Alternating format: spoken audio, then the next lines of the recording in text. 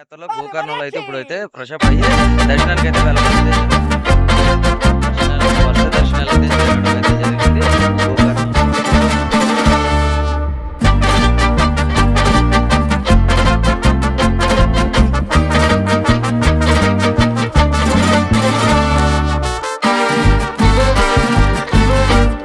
Survey జన సుఖనోభవంతో మనం అయితే ఇప్పుడు ప్రజెంట్ అయితే 3వ రోజులో అయితే ఉన్నామండి.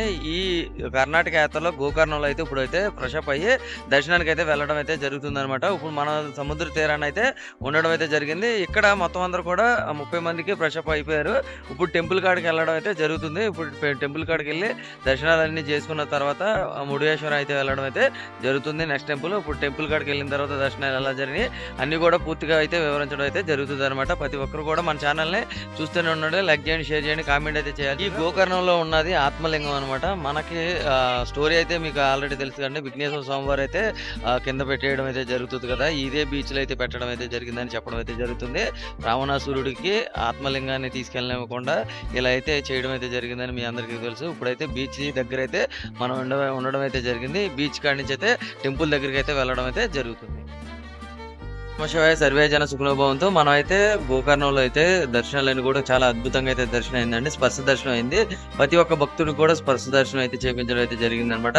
చాలా అద్భుతంగా అయితే ఇక్కడ పీస్ఫుల్ గా అయితే దర్శనాలన్నీ కూడా కంప్లీట్ అయితే చేసుకోవడం అయితే జరిగింది. ఇప్పుడైతే పార్వతీమాత టెంపుల్ కి అయితే వెళ్ళడం అయితే దగ్గరలో ఉన్న శ్రీ విఘ్నేశ్వర స్వామివారి దేవాలయానికి వెళ్ళిన తర్వాత మనం అయితే టిఫిన్ చేసి మళ్ళీ నెక్స్ట్ టెంపుల్ కి అయితే వెళ్ళడం అయితే జరుగుతుంది అనమాట. చాలా అద్భుతంగా ఈ రోజు అయితే దర్శనాలు స్పర్శ దర్శనాలు అయితే జరగడం అయితే జరిగింది గోకర్ణ టెంపుల్. అయితే సాంప్రదాయ దుస్తులు అయితే వేసుకెళ్ళాలన్నమాట. ఆడవాళ్ళు అయితే చీర జాకెట్, అలాగే మగవాళ్ళు అయితే పంచకట్టు అయితే వెళ్ళాలి. అలాగే షర్ట్ అయితే ఉండకూడదండి, షర్ట్ కూడా తీసేయాలి, బనీన్ కూడా ఉండకూడదు అనమాట. కానీ స్వామివారి దర్శనం మాత్రం చాలా అద్భుతంగా అయితే జరిగింది ప్రతి ఒక్కరికి కూడా.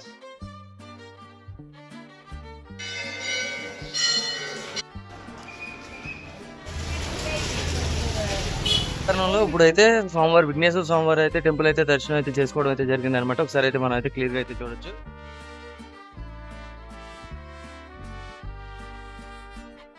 ఇది గోకర్ణంలో అయితే శ్రీ వెంకటరమణ టెంపుల్ దగ్గర అయితే ఉన్నాం అనమాట. దర్శనాలు కూడా పూర్తి అయిపోవడం అయితే జరిగింది.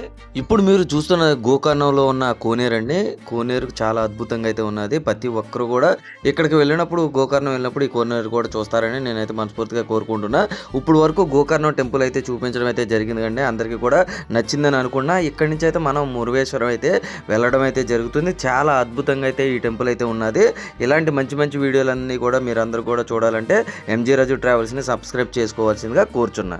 ఓం నమ శివాయ సర్వే జన సుఖనోభవంతు.